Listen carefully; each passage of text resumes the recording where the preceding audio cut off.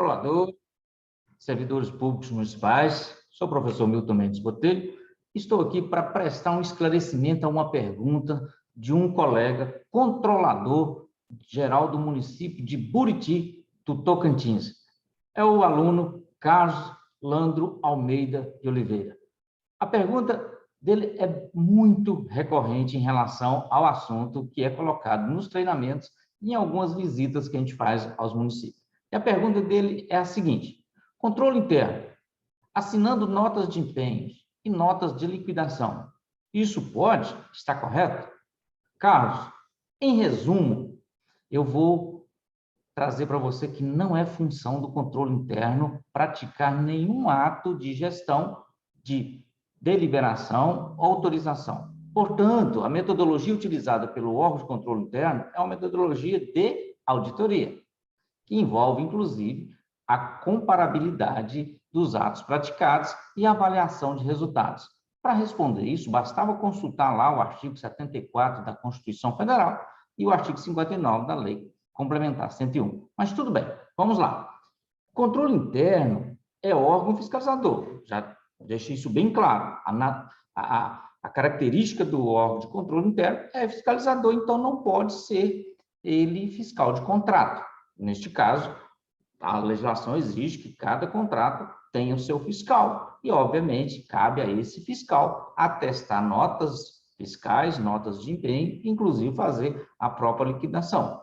É um erro grave, né, com o fluxo da despesa, neste caso, obrigatoriamente, pelo órgão de controle interno, não se passa esse fluxo de despesa. Claro, o controle interno vai atuar por amostragem naqueles atos que ele entender necessário para fazer a atuação. Isso devidamente planejado, devidamente instituído, através de um plano anual de auditoria. Bom, então as requisições de compras não podem passar previamente pela Controladoria Geral do município ou o órgão de controle interno da unidade administrativa para deferimento de controle. Então, no desempenho de suas funções, a Controladoria Geral exerce o papel fiscalizatório, então não poderá ser atribuída a função de autorização, deliberação e de gestão. Suas ações visam, isso precisa ficar bem claro, avaliar a ação governamental e a gestão dos administradores públicos, por intermédio, obviamente, da fiscalização contábil, orçamentária, financeira, funcional e patrimonial, obviamente, apoiar o controle externo no exercício de sua missão institucional. Portanto, o foco de atuação do órgão de controle interno deve ter caráter orientador e preventivo. Orientador, o controle interno é uma espécie de informações, banco de dados de informações necessárias para se praticar atos na administração pública. Preventivo vai atuar de forma prévia, normatizando, regulamentando e criando meios para aferir resultados e, obviamente, gerar informações fidedignas e de qualidade para seus relatórios. Então, por isso, o controle interno tem, sim, que ser um órgão de orientação e normatização de suas ações. Então, é dever, sim, do órgão fiscalizador interno orientar previamente aqueles que irão ter seus dados auditados no sentido de organizar o banco de dados e demonstrar fidedignidade, dados e registro, como a gente coloca nos relatórios que acompanham as prestações de contas. Pois bem, como a sua pergunta tem a ver com os estágios das despesas, esses estágios das despesas públicas, elas estão previstas lá na Lei 4.320. No entanto, deve-se levar em consideração a realidade administrativa de cada órgão, de cada município, de cada unidade administrativa, envolvendo, obviamente, o planejamento, a demanda, programação, cotas orçamentárias previstas lá no artigo 47 e 48 da Lei 4.320, cronograma mensal de desembolso, previsto lá no artigo 8º da Lei de Responsabilidade Fiscal, e quanto aos estágios de execução orçamentária, envolve empenho, liquidação, quitação e pagamento. É preciso entender muito bem de quem são essas responsabilidades. O que significa empenho, que significa nota de empenho, quem tem competência para liquidar e quem, obviamente, pode efetuar o pagamento. Toda e qualquer requisição de compra deverá ser encaminhada diretamente à área de compras, via formal, como requisição formal, ou através de sistema informatizado integrado. Por sua vez, a área de compra, ao receber a requisição, procederá à análise preliminar, verificando se o pedido está devidamente formalizado conforme o regulamento próprio. Obviamente, deve haver uma regulamentação, e essa regulamentação vai dizer como vai ser classificada a despesa, como vai ser descrita a despesa, se existe cotação de preço, justificativa, etc. Então, previsto lá no artigo 115 e 118 da atual Lei de Licitação, que é a 8.666, e em outros dispositivos da Lei de Licitação 14.133, que já está aí para todos começar a adaptar e regulamentar. Bom, não sendo aprovada e admitida a solicitação de compras, a área de compra, obviamente, tomará as providências, né, e anulação do pedido. Obviamente, vai comunicar ao solicitante e vai arquivar esse pedido. Por isso, precisa haver uma regulamentação para padronizar a forma desse pedido e quais as informações devem constar desse pedido.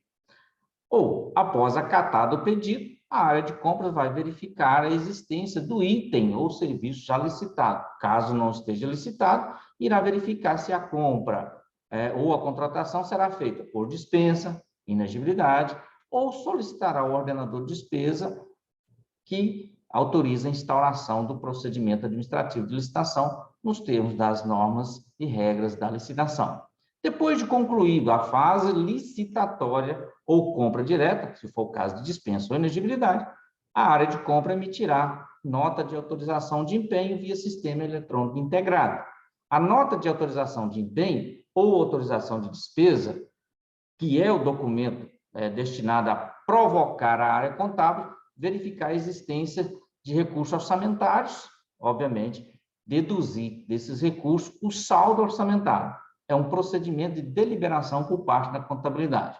Então, a área de compra emite a nota de autorização de empenho, a contabilidade registra, que neste caso está praticando o ato de registro, o empenho, ainda não é nota de empenho, é só um empenho, ou seja, nesse momento haverá o registro contábil com a devida classificação da despesa, que é o chamado processo de empenho. Quando a contabilidade defere o empenho, que faz a dedução do saldo orçamentário, é porque já foi definido viabilidade do processo, né, de que trata a solicitação de aquisição de bens ou serviços, de prestação de serviço, autorizado pela autoridade competente, e aí, nesse caso, está demonstrando o fluxo da geração da despesa na visão orçamentária. Depois que a contabilidade ter averiguado, por meio de sistema integrado, disponibilidade orçamentária, que está autorizada a área de compra gerar um documento denominado nota de fornecimento e imprimir, neste caso, a nota de empenho, que é o documento que é a nota de empenho, que tem por obrigação acompanhar a nota de fornecimento, que é um direito do fornecedor receber uma cópia do empenho. Então, através do sistema, gera-se esse documento denominado empenho. É claro, vai emitir junto com o empenho a nota de fornecimento, encaminhar uma cópia do documento ao fornecedor. A partir daí, o processo de despesa segue trâmites normais, né, que vai desde o recebimento prévio e definitivo, previsto lá no artigo 73 da Lei 8.666, tombamento, quando for o caso de bens de domínio patrimonial, e pagamento da despesa pela tesouraria, observando a fonte de recurso indicada, obviamente, no documento de empenho e fazer as retenções tributárias previstas na legislação.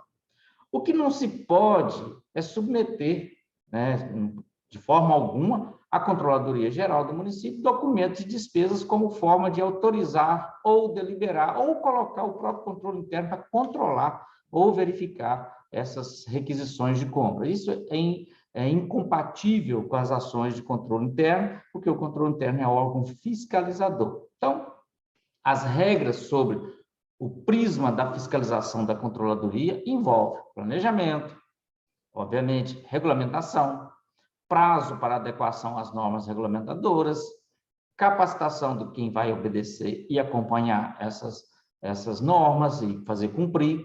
Fiscalização, essa fiscalização ela vai ocorrer de forma prévia, com a regulamentação, concomitante, enquanto os atos estiverem acontecendo, e posterior por auditoria, por meio de amostragem, conforme programação de auditoria, que deve ser elaborada pelo controlador geral, né? Pois bem, auditoria por amostragem, análise de resultados, e a eficiência e a eficácia e economicidade do interesse público. Bom, aí a gente precisa chamar a atenção que as funções do controle interno estão na ação fiscalizatória e orientadora. Então, não venha submeter os agentes de controle interno a ações de deliberação de despesa, conforme a sua pergunta. Carlos, um forte abraço e, precisando, estamos aqui sempre à disposição para prestar o esclarecimento, ok? Um abraço. E lá no meu Instagram, professor Milton Mendes Botelho, tem outras dicas que podem te ajudar muito nas ações de controle interno.